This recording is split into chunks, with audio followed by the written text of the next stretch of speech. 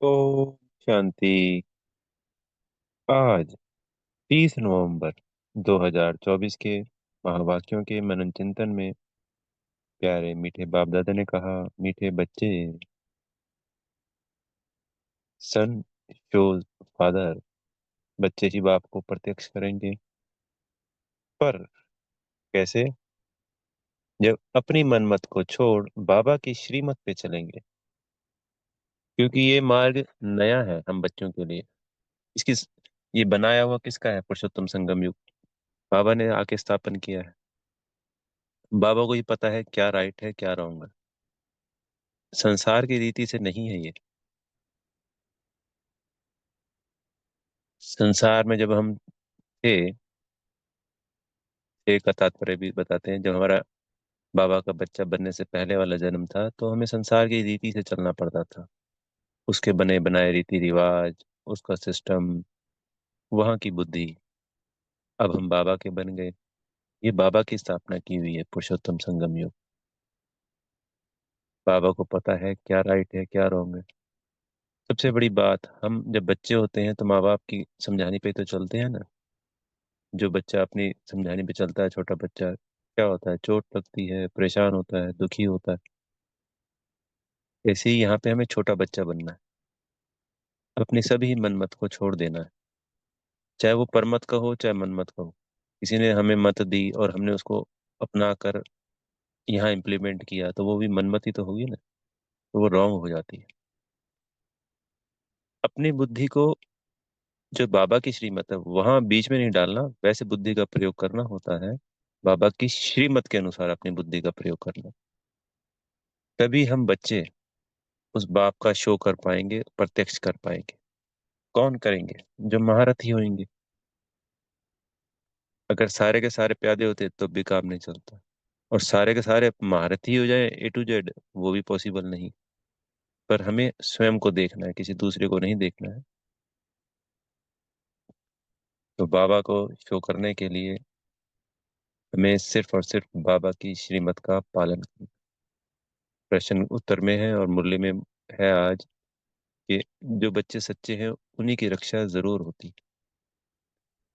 जब हम अपनी मनमत चला रहे हैं, बाबा को बता भी नहीं रहे हैं, अपने तरीके से सब कुछ किए जा रहे हैं, तो आ जाएंगे। बाबा ने बताया सतयुग में आ जाएंगे, त्रेता में आ जाएंगे। सतयुग में आ ही जाएंगे, पद नहीं मिलेगा। 8 जन्म के बजाय कम जन्म हो जाएंगे। पर इसमें कितना सहज है बाबा की श्रीमत पे चलना। बाबा को सिर्फ सच सच ही तो बताना है। गलती होना कोई बुरी बात नहीं। संसार में भी कहा जाता था कि गलती होना गलत नहीं है, गलती को छुपाना गलत है। गलती से सबक नहीं लेना और उस गलती को बार बार दोहराते ही रहना, ये गलत है। जब हम बाबा को सच सच लिख के बता देते हैं, या जो निमित्त आत्मा है सेंटर पे है, मान लीजिए दीदी जी, तो उनको बताना होता है कि बाबा को अर्पण कर रहे हैं, दीदी जी को बता के। कोई भी गलती है तो बाबा हमें, एक तो उसके पाप से बाबा हमेशा कहते हैं 50% उस वक्त उसको माफ हो जाता है। और बाबा से शक्ति मिलती है। जब बच्चा सच्चा होता है तो माँ बाप माफ कर देते हैं ना, कि अरे ये तो सच सच बता रहा है। उसको समझा नहीं देते हैं प्यार से, तो दुआएं मिलती हैं। और ऐसे जब नहीं बताते हैं, गलत काम कर दिया, तो माँ बाप दुखी होते हैं, तो दुआएं भी नहीं मिलती, और दुख ले लिया माँ बाप ने, उसका भी नुकसान होता है। ऐसे ही यहाँ पे हम बाबा को बता देते हैं, बाबा हमें शक्तियां देते हैं, दुआएं देते हैं, समझाने देते हैं, फिर हम उस समझाने पे चलते हैं तो बाबा हमें माफ कर देता है। और फिर हम आगे बढ़ते जाते हैं। और ऐसे बच्चों की जो हर बात पे सच्चा है, तो कहीं पे भी कुछ गलत हो रहा है कैसा भी, उसकी रक्षा कौन करता है? स्वयं बाबा, शिव बाबा।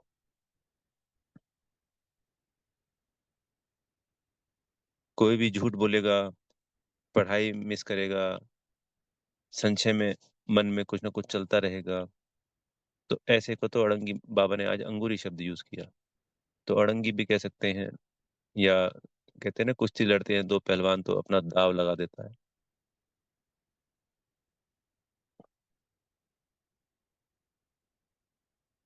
क्योंकि ये प्रैक्टिकल में लड़ाई ही है। उस माया की दुनिया से हम बाबा की दुनिया में आए, तो माया अपना खेल रचेगी रचेगी। आगे बढ़ने के लिए वो अंगूरियां लगाएंगी, पर हमें उसकी अंगूरियों में नहीं आना। बाबा ने कहा आज की मुरली में, ये खेल है, हार भी होगी जीत भी होगी। जीत में भी खुश रहना है और हार में भी खुश रहना होता है। यही इस खेल का नियम है। दिल शिकस्त नहीं होना है कहीं पे भी। संसार में भी हार जीत होती थी। कई बच्चे कहते हैं जी परिस्थितियां आने लगती हैं। सोचने वाली बात है, क्या बाबा का बच्चा बनने से पहले जीवन में परिस्थितियां नहीं आई थी? तब भी आती थी। तो कमाल है अब आती है। तो अब तो एक में पदम गुना चुकतू हो रहा है। जब एक की प्राप्ति पदम गुना है, तो जो हिसाब किताब भी चुकतू हो रहे हैं, तो बाबा क्या कहता है कि मैं फांसी को शूल में कांटे में बदल दूंगा। कहाँ फांसी है और कहाँ वो एक कांटे की चुभन। तो जो हमारे हिसाब किताब आ रहे हैं, इसके अंदर अनेक अनेक जन्मों के बड़े बड़े हिसाब किताब चुकतू हो रहे हैं, हमें पता भी नहीं है। चुकतू तो करना ही है। 63 जन्म कितने होते हैं? 2500 वर्षों से पाप करते आ रहे हैं। ये अभिमान में आके कैसे कैसे पाप किए होंगे। हमने जो किया है वही आ रहा है, किसी दूसरे का किया हुआ नहीं आ रहा है हमारे सामने।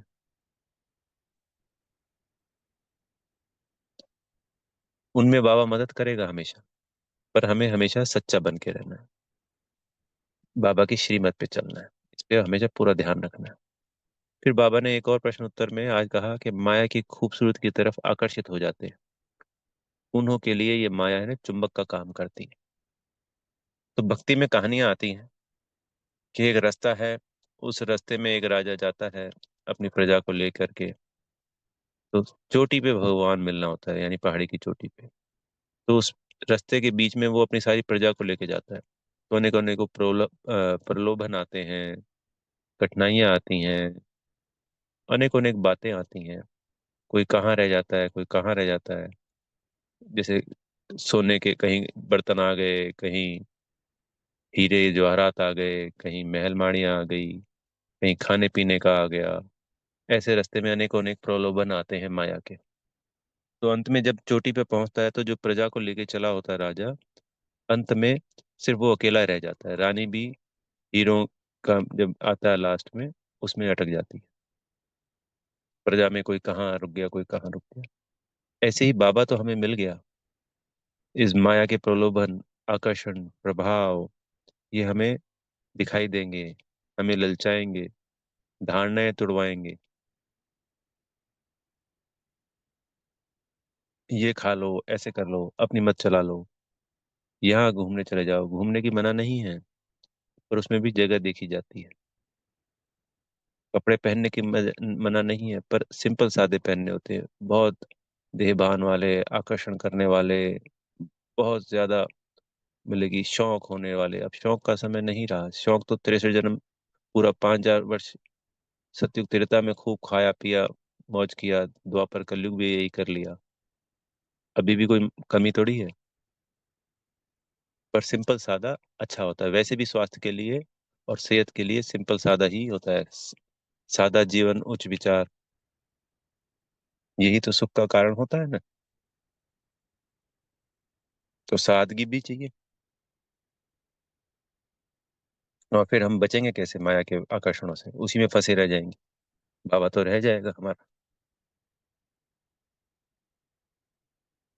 तो जो इन माया के आकर्षणों से बचा रहता है, वही बाबा को, जो अत्यंत सुख की बात बाबा मुरलियों में करते हैं, उनकी प्राप्ति होगी। क्योंकि बाबा की श्रीमत पे चल के हम संपूर्ण पावन बनेंगे, अपने सभी विकर्मों का विनाश करेंगे। तो आत्मा जितनी प्योर होगी, उतनी ही बाबा की महसूसता ज्यादा से ज्यादा होने लगेगी। ये पीछे का गुह्य रहस्य है। सोचने वाली बात है कि बाबा के आने के बाद ही सब इन 100 वर्षों में ये जो माया के आकर्षण है, साइंस टेक्नोलॉजी का जो भी है, वो सब अभी हुआ है। सबसे बड़ा आकर्षण तो हमारे हाथ में ये मोबाइल ही है। इससे बड़ा आकर्षण तो क्या होगा? इसमें सिर्फ सुनना, करना, जो काम की चीज है, जहाँ हमारा बाबा के लिए मुरली पढ़ रहे हैं। क्लासे भी बहुत ज्यादा क्लासे नहीं सुननी है कि हम ये क्लास वो क्लास, गीत सुन रहे हैं तो पूरे दिन गीत सुन रहे हैं बाबा के। म्यूजिक थोड़ा है क्योंकि हम शांति में जा रहे हैं। म्यूजिक के लिए मना नहीं है, बाबा ने गीत हमारे लिए बनवाए हैं। पर हमेशा ही उन गीतों पे नहीं रह सकते टिके। मान लो फिर कर्म करते हुए हमें कैसे योग होगा, कैसे याद होगी। हम कोई अपने लौकिक माँ बाप को याद करने के लिए गीत थोड़ी चलाते थे। तो ये तो शुरुआती नए बच्चों के लिए है। एक अवस्था बन जाने के बाद अब आप देखो मुरलियों में पिछले लगभग 1 साल से कोई गीत नहीं आ रहा है। बताते हैं जब ब्रह्मा बाबा अपनी स्टेज को करीब करीब पहुंच रहे थे तो ये गीत सुनना बजना बंद हो गए थे। इसलिए आजकल मुरलियों में आपने देखा होगा कि गीत नहीं आ रहे हैं पिछले 1 साल से। तो ये वो अंत समय की मुरलियां हैं, यानी 67, 68, 69 की होंगी, एग्जैक्टली नहीं पता है, पर ये अंत समय की है। कभी गीत नहीं। तो हम कहेंगे जी वो रेड लाइट जले, वो गीत बजे, पर वो एक टेम्परेरी हो गया योग करने के लिए। अब मान लो रेड लाइट नहीं है, गीत नहीं है, तो क्या हम बाबा को याद नहीं करेंगे? तो ये सिर्फ सहयोगी हैं सब। नॉर्मल रहते हुए इस बुद्धि को बार बार प्रैक्टिस अभ्यास से हमें सिर्फ बाबा की याद में लगा।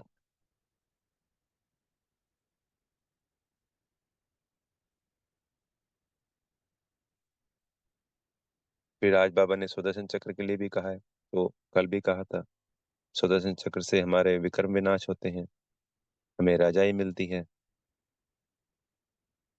तो ये तो हर बच्चे को रोज घुमाना ही घुमाना है। फिर बाबा आजकल ट्रैक्टर के ऊपर बड़ा फोकस कर रहे हैं कि ट्रैक्टर नहीं बनना है, ट्रैक्टर नहीं बनना है। ट्रैक्टर कहा जाता है जैसे एक टीम होती है, दो युद्ध चल रहा है, तो एक आदमी का जैसे विभीषण हो गया, उसको ट्रैक्टर कह सकते हैं कि भाई वो रावण की छोड़कर राम में आ गया था।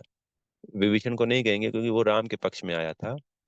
जो वापस राम की टीम से निकल कर रावण की टीम में चला गया, उसको ट्रैक्टर कहा जाता है।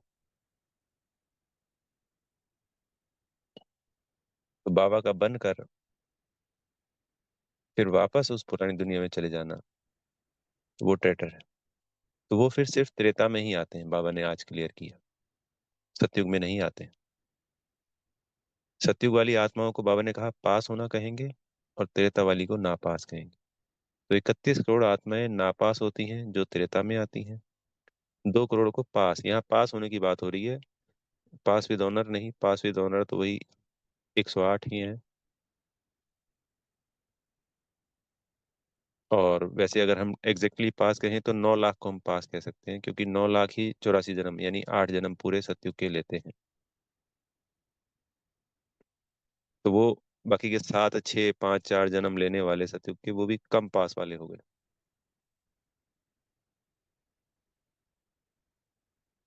या ये कह सकते हैं कि देखो जी, 90% से अबव वाले हो गए 108,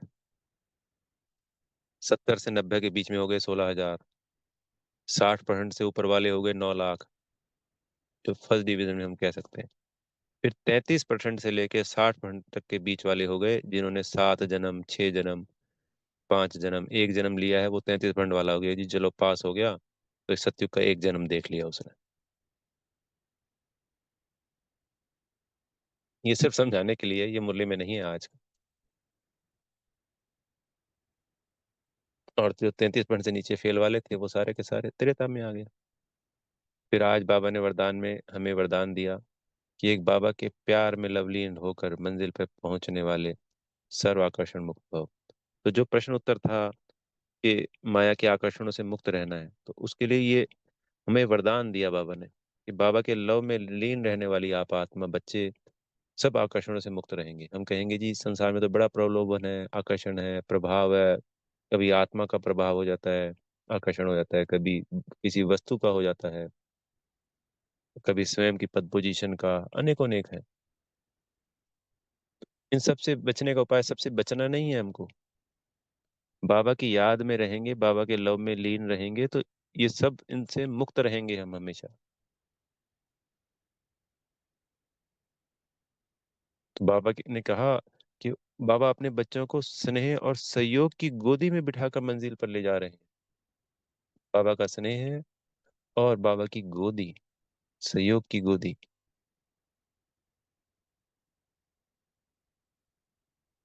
तो ये मार्ग कोई मेहनत का नहीं है, बाबा कह रहे हैं। हमें लगती है अगर मेहनत, तो हम कहीं रॉन्ग है, हमारे संकल्प में कहीं गड़बड़ है, जो हमें मेहनत लग रही। फिर बाबा ने कहा कि इस गोदी को छोड़कर, यानी हाईवे को छोड़कर गलियों में चले जाते हैं तो या मंजिल के निशाने से ही और आगे बढ़ जाते हैं, तो या तो वापस आना पड़ता है और गलियों में इधर उधर घूमते रहते हैं और वहां तक मंजिल तक पहुंच नहीं पाते हैं। तो इन सब से बचने के लिए बार बार मेहनत करनी पड़ती है। तो इन सब से बचने का एक ही साधन है, मोहब्बत, बाबा का प्यार, बाबा की याद, बस। तो बाबा के लव में लीन होकर हर कार्य करेंगे तो और कुछ दिखाई नहीं देगा, सर्व आकर्षणों से मुक्त रहेंगे। तो राजा का लक्ष्य था परमात्मा से मिलने का, बाकियों का लक्ष्य नहीं था। तो बाकी कोई खाने में अटक गया, कोई बर्तनों में अटक गया, कोई सोने चांदी में अटक गया, कोई कपड़ों में अटक गया, कोई गाड़ी में अटक गया, कोई सोने हीरे जवाहरात में अटक गया, इस संसार में अटक गया, कोई अपने सगे संबंधियों में अटक गया, कहीं ना कहीं अटक गया। पर हमारा लक्ष्य एक ही होना चाहिए, बाबा के प्यार में, लव में लीन होकर बाबा को पाना। ओम शांति। बेहद का धन्यवाद प्यारे मेरे मीठे बाप दादाजी का, आप सभी आत्मा भाइयों का बेहद की शुभकामनाएं। सदा एक बाबा के लव में लीन रहे, इस लवलीन स्थिति से सदा माया के आकर्षणों से मुक्त रहें, बचे रहें। दिल से बेहद की शुभकामनाएं आप सभी आत्मा भाइयों को। बहुत बहुत धन्यवाद। ओम शांति।